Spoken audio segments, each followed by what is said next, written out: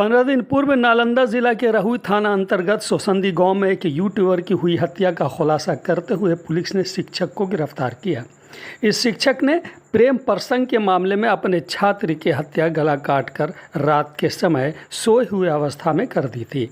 बताया जाता है कि बीते दिनों हराधन की हुई हत्या के बाद काफ़ी हंगामा हुआ था। कहा गया था कि यूट्यूबर की हत्या की गई है। हत्या के बाद पुलिस लगातार हत्यारे को गिरफ्तार करने में जुटी हुई थी, परंतु पुलिस को के होश उस वक्त उड़ गए जब उसे ज्ञात हुआ कि एक टीचर ने ही अपने छात्र की हत्या प्रेम प्रसंग में कर दिया है। इसके बाद पुलिस ने इस हत्यारे टीचर रणविजय को गिरफ्तार किया।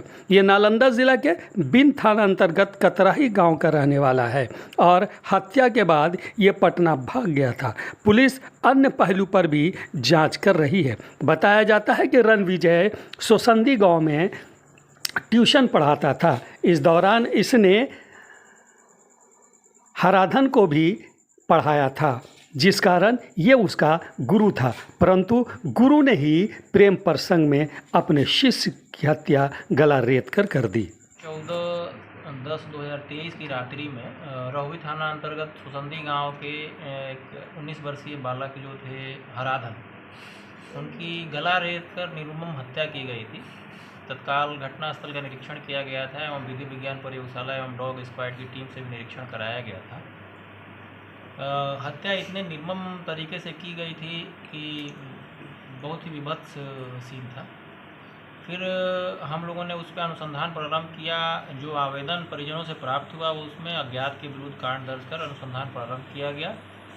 तकनीकी एवं अनुसंधान में हम लोगों को पता चला कि किसी लड़की को लेकर मृतक और इस कांड में जो अभियुक्त है, जो शिक्षक हुआ करता था, उस गाँव में शिक्षण का कार्य करता था, उसके बीच विवाद था। तकनीकी अनुसंधान में यह भी पता चला कि यह जो अभियुक्त है, यह उसके सोने की स्थिति के बारे में जानने का प्रयास किया था। तत्पश्चात हम लोगों ने आसूचना संकलन कर उसको रहुई थाना क्षेत्र से गिरफ्तार किया। गिरफ्तार करने के बाद उसने अपने घटना में संलिप्तता स्वीकार की और पूरे हत्या किस प्रकार की गई उसके बारे में बताया।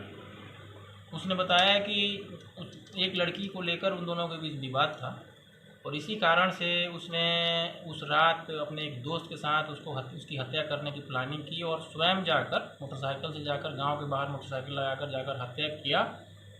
और फिर ले जाकर जो आप ये बड़ा सा चाकू छुरा देख रहे हैं, इसको अपने घर के पास पानी में जलकुंभी में डाल दिया था और एक कपड़े में जिसमें लपेट कर चाकू लाया था उसमें ब्लड पोंछकर, वो पटना रहता है, पटना में ले जाकर रख दिया था। तो उसके स्वीकारोक्ति के बारे में पटना से वो उस कपड़े की भी बरामदगी की गई है एवं उसके घर के सामने जलकुंभी पानी से उस बड़े छुरे की भी बरामदगी की गई है। घटना पूर्णतः स्पष्ट हो चुका है और अभियुक्त की गिरफ्तारी हो चुकी है और जो भी कपड़ा और ये चाकू बरामद हुआ है उसकी जांच हम लोग विधि विज्ञान प्रयोगशाला से कराएंगे।